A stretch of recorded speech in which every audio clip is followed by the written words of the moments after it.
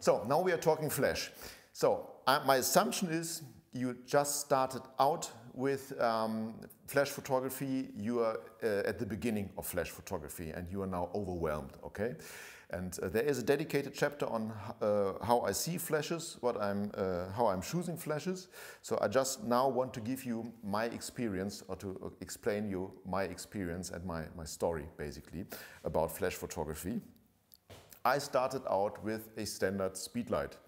So in my case, that was a Godox TT685. That's the second version. I started with the first version, and after testing or playing around with two of them for some weeks, I purchased 5 or 6 in total because I wanted to start with commercial headshot photography. So as the examples I'm showing you right now. And I shot about 300 headshots commercially. They paid me for doing this with these flashes. So there is no reason for you, for your ego, purchasing these big babies like these ones, okay? Just because you think that your customers would expect this. They are not. Yeah? The second, I'm shooting tethered, I'm shooting into the PC, directly into the PC. The second they see the image quality, even if they are thinking about flashes, it's gone. In most cases, they are so nervous because they are private customers, okay, or business customers, and they are not models that are used to photography. They are so nervous about about having a photo taken of themselves, being in front of the camera. They're not looking into flashes anyhow, okay? So it's very important. I started with these. They are working. And what I also did later on, because as you can see, this flash is a Fresnel head, so it's direct light, it's flashing into one direction only. And this one is a standard omnidirectional bulb, so it's emitting light around the bulb everywhere, basically. So my thinking was that maybe I've got a disadvantage with modifiers. Okay, so for example, this strip box. If you imagine the flash being introduced from the backside, flashing to the front only, and it's a very narrow modifier, so very wide, so maybe I would have hotspots in the middle, etc., etc. I did a test. I tested a 180 centimeter umbrella. I did test these strip boxes.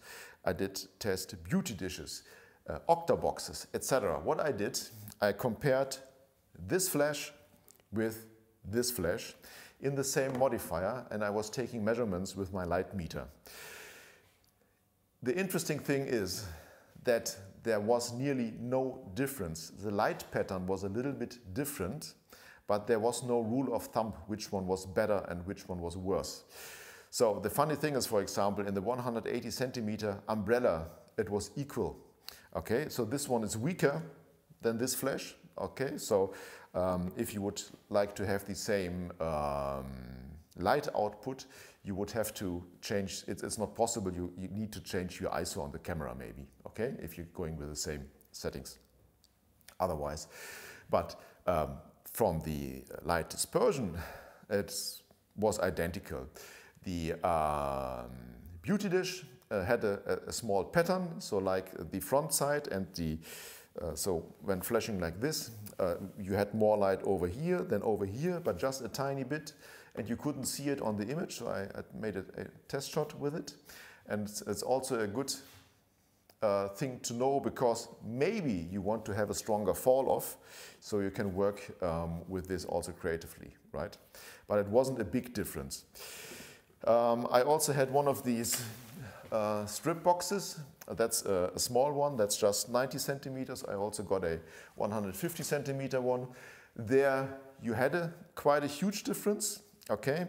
You had a strong fall off even with this omnidirectional bulb, but the fall off from the center to the outside was pretty large with these ones, which means there is a strong hotspot on the side. But again, I took this image with it, for example. You just need to be aware of this in this case. And what you can also do, I purchased some extra diffusion cloth and I put it into the center, so I reduce the hotspot a bit, so you can be creative, okay, to either make it more even from the light output or you really use it creatively. So, important message, go cheap, start cheap at the beginning. Yeah? It's better to have 2 of these than just one of these. Just because you want to start out. You want to start slow, you want to be creative, you want to play around, learn more things, etc., etc. So there is no need for going for these big guys, or even this one. That's actually a very inexpensive one with a power cable.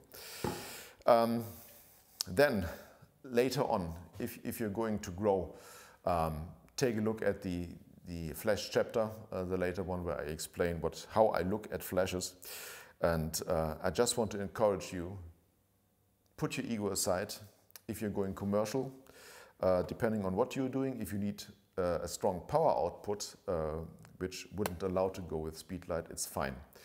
If you're doing things like me, headshots, event photography for sure, it's speedlight photography, go with speedlights, okay? It's fine. It's completely fine. Just make sure you decide for a brand that offers a variety of flashes, so you can use the same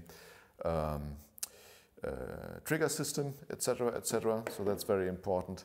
But don't look into flashes from an ego perspective. Just look into them from a functional perspective. So the next chapter, we will do the same, talk about modifiers. Thank you for watching this chapter. Please like and subscribe. If you got any questions, just shoot me a comment under the video and check out the description for further information. And now I'm happy to see you in the next video.